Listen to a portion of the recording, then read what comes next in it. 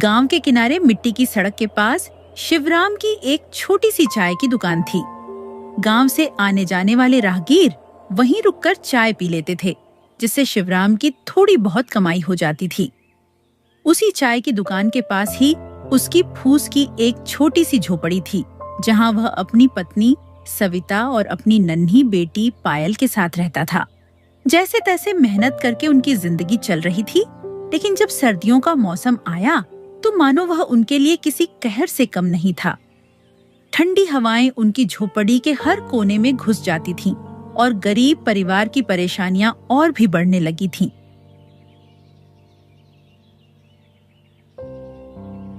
आज ठंड कुछ ज्यादा ही बढ़ गई है। झोपड़ी के छेदों से ठंडी हवा भीतर आ रही है और पायल बहुत ठिठुर रही थी। बड़ी मुश्किल से उसे सुला पाई हूँ। हाँ, आज दुकान पर भी काम कुछ कम रहा। ठंड में लोग खर्च सोच समझ कर करते हैं, इसलिए चाय पीने वाले भी घट जाते हैं। लेकिन चिंता मत करो, जब तक मेरे हाथ पैर चल रहे हैं मैं मेहनत करता रहूंगा।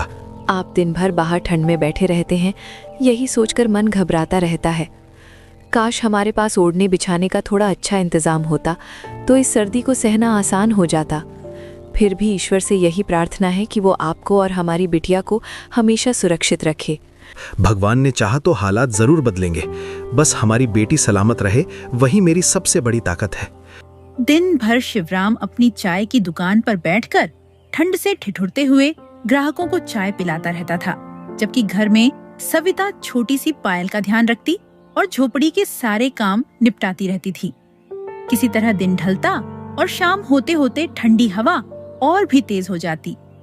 उस रात तीनों ने सादा सा खाना खाया और ठंड से बचने के लिए रजाइयों में दुबक कर सो गए। लेकिन आधी रात होते होते मौसम अचानक बिगड़ गया। बर्फ जैसी ठंडी हवाओं के साथ तेज आंधी और तूफान चलने लगा, जिससे शिवराम और सविता की झोपड़ी जोर जोर से हिलने लगी।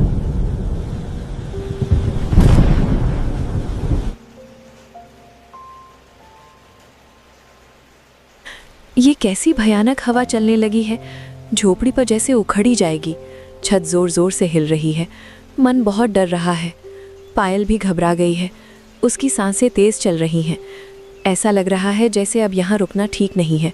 हमें तुरंत बाहर निकल जाना चाहिए, कहीं झोपड़ी गिर ना जाए। हाँ, अब देर नहीं करनी चाहिए। हवा और तूफान बहुत तेज हो गया है, झोपड़ी ज्यादा देर टिक नहीं पाएगी। तुम जल्दी पायल को गोद में लो, मैं बाहर रास्ता देखता हूँ। पहले उसकी जान सुरक्षित होनी चाहिए। चलो जल्दी यहाँ से बाहर निकलते हैं। तेज आंधी और कड़ाके की ठंड के बीच शिवराम और सविता अपनी नन्ही पायल को गोद में लेकर झोपड़ी से बाहर निकल आए, लेकिन बारिश रुकने का नाम नहीं ले रही थी। लगातार मूसलाधार बारिश से पूरा इलाका पानी में डूब गया और तेज बहाव के आगे शिवराम की झोपड़ी और चाय की दुकान टिक नहीं पाई। दोनों टूट गईं और घर दुकान का सारा सामान बहते पानी में बह गया। ठंड से कांपते उस परिवार के सामने अब सिर्फ बेबसी ही रह गई। डर मत करो, पहले यहाँ से निकलना जरूरी है। जो होना था हो गया, अब जान बचाना सबसे अहम है। किसी ऊंची जगह की ओर चलते हैं। भगवान पर भरोसा रखो, अभी हिम्मत हारने का समय नहीं है। बाढ़ का पानी तेजी से बढ़ता देख शिवराम अपनी पत्नी सविता और नन्ही पायल को साथ लेकर एक बड़े पेड़ की ओर बढ़ जाता है। उफनते पानी से बचने के लिए वे पेड़ की मजबूत डालियों पर चढ़कर बैठ जाते हैं, ताकि ऊंचाई पर रहकर ठंड और बाढ़ के तेज बहाव से किसी तरह अपनी जान बचा सकें। चारों तरफ सिर्फ पानी ही पानी दिख रहा है। नीचे का बहाव बहुत तेज है और ठंड से शरीर सुन्न होता जा रहा है। इन डालियों पर बैठे रहना भी मुश्किल लग रहा है। पता नहीं ये रात कैसे कटेगी। पानी अभी और बढ़ सकता है, इसलिए हमें पूरी सावधानी रखनी होगी। डालियों पर अपना संतुलन बनाए रखना जरूरी है और जरा भी लापरवाही नहीं करनी चाहिए। जब तक हालात नहीं संभलते, यहीं ऊंचाई पर टिके रहना ही सबसे सुरक्षित रास्ता है। इसी बीच पानी का बहाव अचानक बहुत तेज हो जाता है और पल भर की चूक में पायल उफनते पानी के साथ बह जाती है। शिवराम और सविता घबराकर उसके पीछे दौड़ते हैं, उसे बचाने की पूरी कोशिश करते हैं, लेकिन तेज धारा के सामने उनकी एक नहीं चलती और पायल पानी के भयंकर बहाव के साथ बहुत दूर निकल जाती है। नहीं नहीं, ये क्या हो गया? मेरी बच्ची, मेरी पायल, वो पानी में बह गई। कुछ कीजिए, उसे बचा लीजिए। मैं उसके बिना नहीं रह सकती। भगवान, मेरी बच्ची को वापस लौटा दो। मैंने पूरी कोशिश की, बहाव बहुत तेज था, हाथ बढ़ाया लेकिन पकड़ नहीं पाया। मेरी आंखों के सामने वो दूर चली गई, कुछ भी मेरे बस में नहीं था। दोनों पति पत्नी फूट फूट कर रोते हुए उसी पेड़ के नीचे पूरी रात बिता देते हैं। अगली सुबह बारिश तो थम जाती है, लेकिन चारों तरफ नजर दौड़ाने पर दिखाई देता है कि पूरा गांव अब भी बाढ़ के पानी में डूबा हुआ है।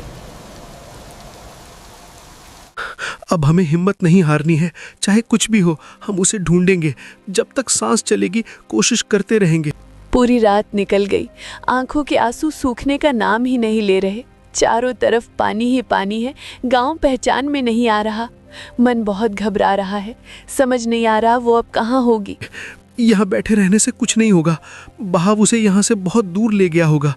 चलो पास के दूसरे गांव की तरफ चलते हैं, हो सकता है वो वहीं तक पहुंच गई हो। जब तक खुद जाकर देख नहीं लेते तब तक मन को चैन नहीं मिलेगा। हाँ, शायद वहीं कहीं मिल जाए। चलिए, देर मत कीजिए। पायल को ढूंढने की आस में शिवराम और सविता कमर तक भरे पानी में उतरकर आगे बढ़ते रहे। चलते चलते ठंड और थकान के साथ उन्हें बहुत ज्यादा भूख भी सताने लगी। फिर भी वे उसे पुकारते हुए आगे बढ़ते गए और कब दूसरे गांव तक पहुंच गए उन्हें पता ही नहीं चला। लेकिन इतनी तलाश के बाद भी पायल का कहीं कोई पता नहीं चला। अब तो पैरों में जान ही नहीं बची। ठंड और पानी ने शरीर तोड़ दिया है। बहुत जोरों की भूख लग रही है। एक कदम भी आगे बढ़ाना मुश्किल हो रहा है। मुझे सामने एक ढाबा दिखाई दे रहा है, चलो वहीं चलकर कुछ खा लेते हैं, थोड़ी ताकत आ जाएगी। बस थोड़ी हिम्मत और रखो, पहले वहां पहुंचते हैं, फिर आगे का रास्ता देखेंगे।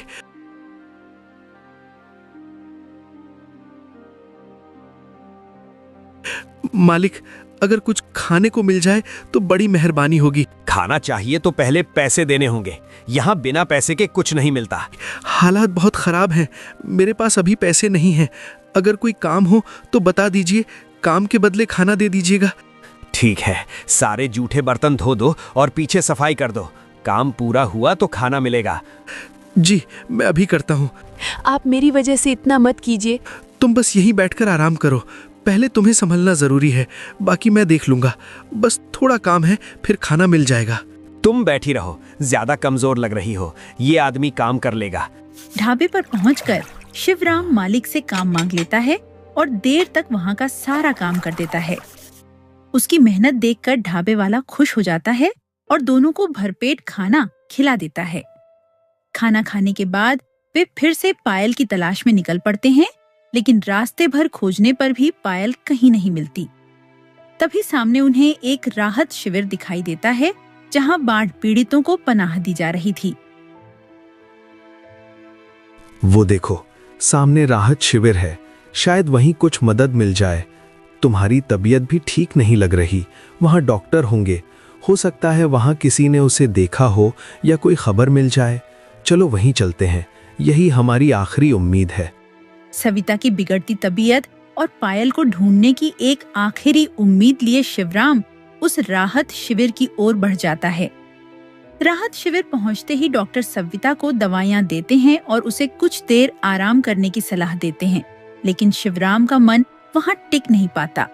उसकी आंखों के सामने बस पायल का चेहरा घूमता रहता है।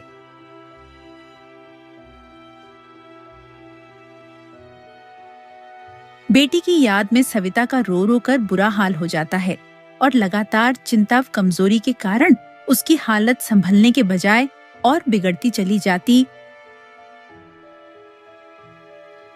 डॉक्टर साहब, इनकी तबीयत ठीक नहीं हो रही है, दवा लेने के बाद भी हालत और बिगड़ती जा रही है, बहुत कमजोरी लग रही है।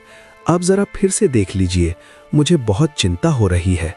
मैं समझ रहा हूँ, लगातार ठंड, भूख और सदमे की वजह से हालत बिगड़ी है। मैं कुछ और दवाइयाँ दे रहा हूँ, इन्हें समय पर दीजिए और इन्हें पूरी तरह आराम की ज़रूरत है। चिंता कम रखने की कोशिश करिए, तभी असर पड़ेगा। सविता, मैं दवा ले आया हूँ, डॉक्टर ने कहा था ठीक हो जाओगी। उठो ना, प्लीज आंखें खोलो, ऐसे चुप मत रहो, कुछ तो बोलो, तुम्हारी आवाज सुने बिना मेरा दम घुट रहा है। काफी देर तक शिवराम के जगाने पर भी सविता ने कोई जवाब नहीं दिया। घबराकर उसने उसका माथा छुआ, लेकिन उसका शरीर पूरी तरह ठंडा पड़ चुका था। तुम्हारे हाथ इतने ठंडे क्यों हो गए हैं? देखो, मैं यहीं हूं, मुझे अकेला मत छोड़ो। नहीं नहीं, ऐसा नहीं हो सकता, तुम नहीं जा सकती।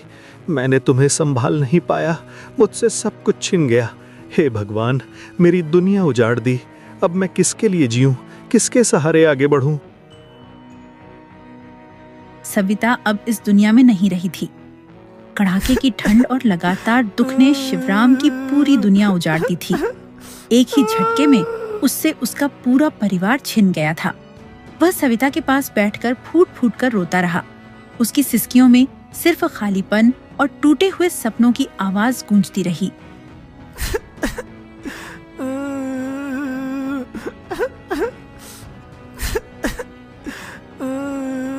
रोता बिलखता शिवराम अपनी पत्नी का क्रियाकर्म करने श्मशान घाट जाता है। सारे कर्म पूरे करने के बाद जब वह भारी कदमों से राहत शिविर की ओर लौट रहा होता है, तभी उसे कहीं से किसी के रोने की आवाज सुनाई देती है। वह आवाज धीरे धीरे और तेज होती जाती है तो शिवराम उस ओर बढ़ता है। पास जाकर जो वह देखता है, उसे अपनी आंखों पर यकीन नहीं होता। वह और कोई नहीं बल्कि उसकी बेटी पायल होती है। शिवराम उसे कसकर अपने सीने से लगा लेता है और पत्नी को खो देने के दर्द और बेटी को पा लेने की राहत के बीच फूट फूट कर रो पड़ता है।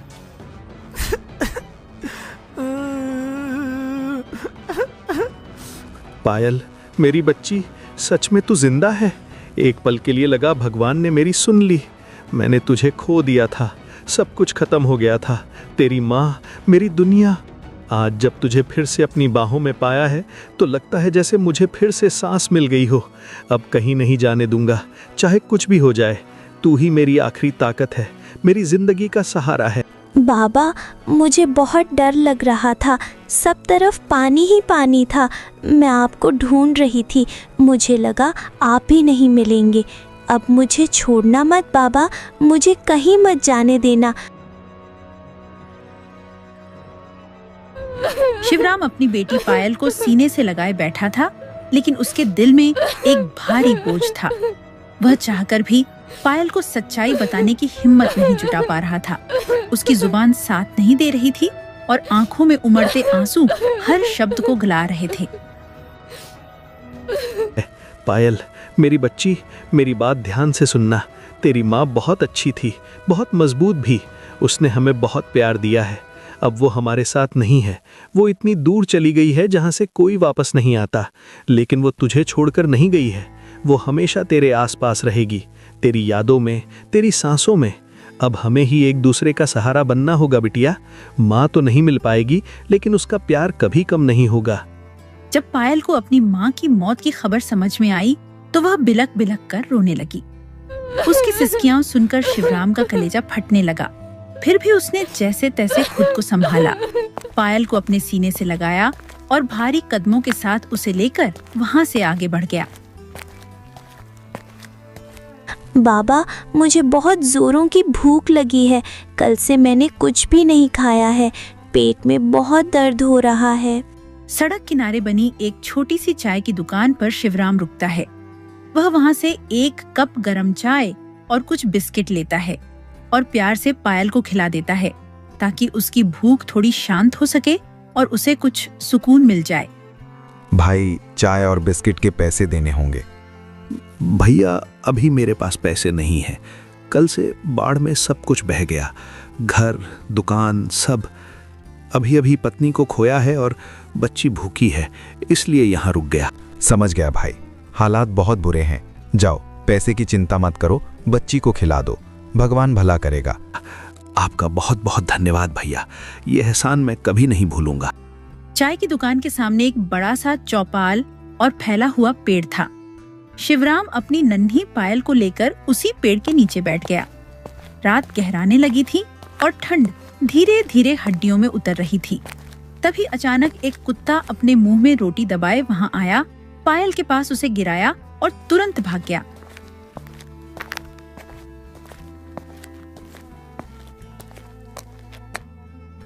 भूख से बेहाल पायल झट से रोटी उठाकर खाने लगी। यह दृश्य देखते ही शिवराम का दिल टूट गया और वह जोर जोर से रोने लगा। उसकी सिसकियों की आवाज सुनकर चाय की दुकान वाला घबराकर तुरंत वहां दौड़ा चला आया। अरे भाई, क्या हुआ? तुम ऐसे क्यों रो रहे हो? बच्ची की हालत देखकर दिल कांप गया। साफ साफ बताओ, क्या बीत गई तुम पर?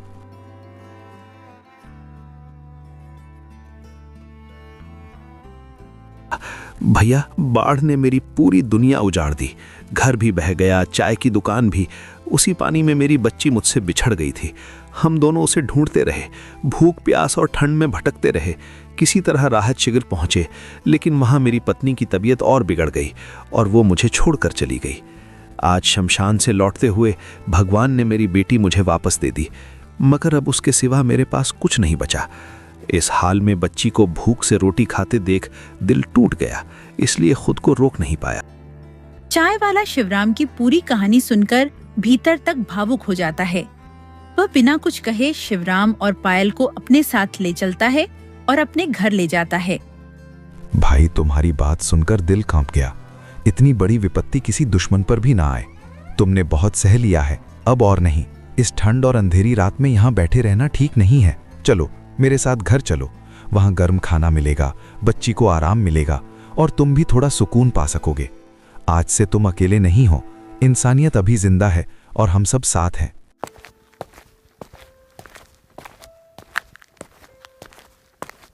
घर पहुंचने पर वहां उसकी पत्नी मौजूद होती है, जो दोनों को देखकर हालात समझ जाती है और उन्हें अंदर बैठने के लिए कहती है।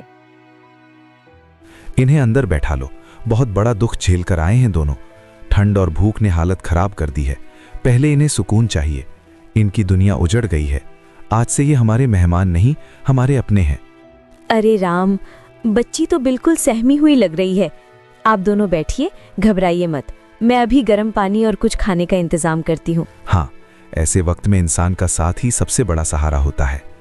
चिंता मत कीजिए, जब तक हालात ठीक नहीं होते ये यहीं रहेंगे। भगवान ने हमें सेवा का मौका दिया है। खाना तैयार होने के बाद सभी लोग एक साथ बैठकर पेट भरकर खाना खाते हैं। थोड़ी देर में रात और गहरी हो जाती है। फिर पायल चाय वाले की पत्नी के साथ दूसरे कमरे में सो जाती है और शिवराम चाय वाले के साथ दूसरे कमरे में लेट जाता है, लंबे और थके हुए दिन के बाद कुछ पल की राहत पाते हुए। शिवराम, एक बात कहूँ, अगर बुरा ना मानो तो मेरी चाय की दुकान पर तुम मेरे साथ काम कर लो। हम दोनों बारी बारी से दुकान संभालेंगे। दिन में मैं, रात में तुम।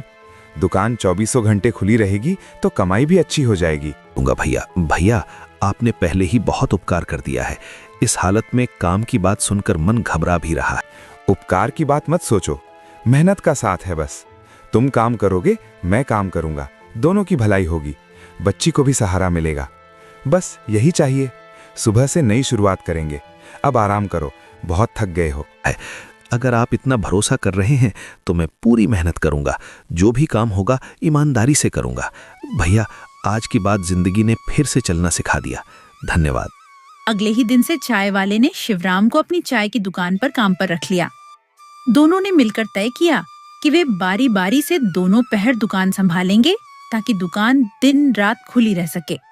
शिवराम रात भर चाय बनाता और चाय वाला दिन में दुकान संभालता।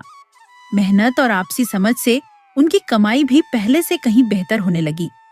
इधर पायल भी चाय वाले की पत्नी के साथ घुल मिल गई थी। उसके स्नेह में उसे फिर से मां जैसा प्यार मिलने लगा।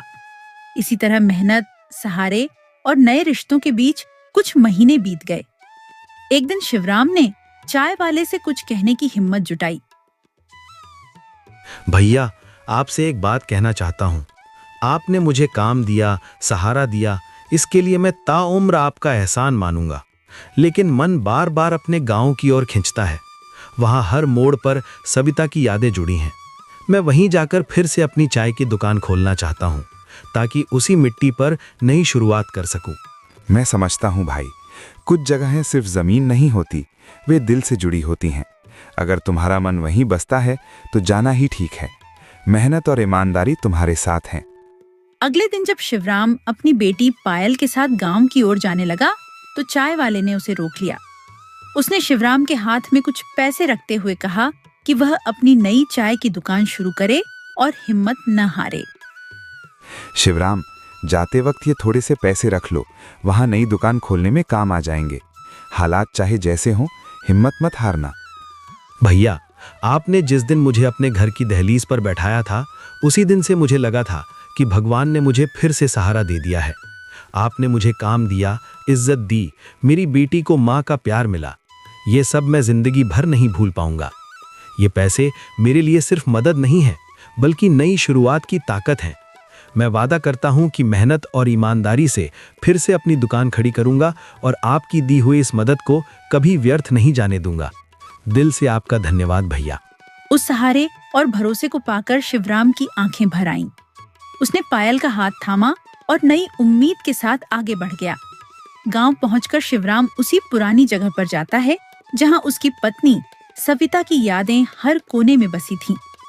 उसी मिट्टी पर उसने फिर से एक छोटी सी झोपड़ी खड़ी की और टूटे हुए हौसलों को समेटकर अपनी चाय की दुकान दोबारा शुरू की। पत्नी की याद में उसने दुकान का नाम रखा सविता चाय दुकान, ताकि हर दिन उसके नाम से जुड़ी यादें जिंदा रहें।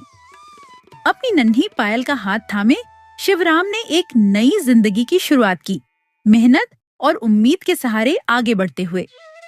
हालांकि समय के साथ जख्म कुछ भरने लगे, लेकिन सविता की कमी आज भी दोनों के दिलों में कहीं न कहीं चुपचाप बनी रही। एक ऐसी खाली जगह जिसे कोई भी पूरी तरह भर नहीं सका।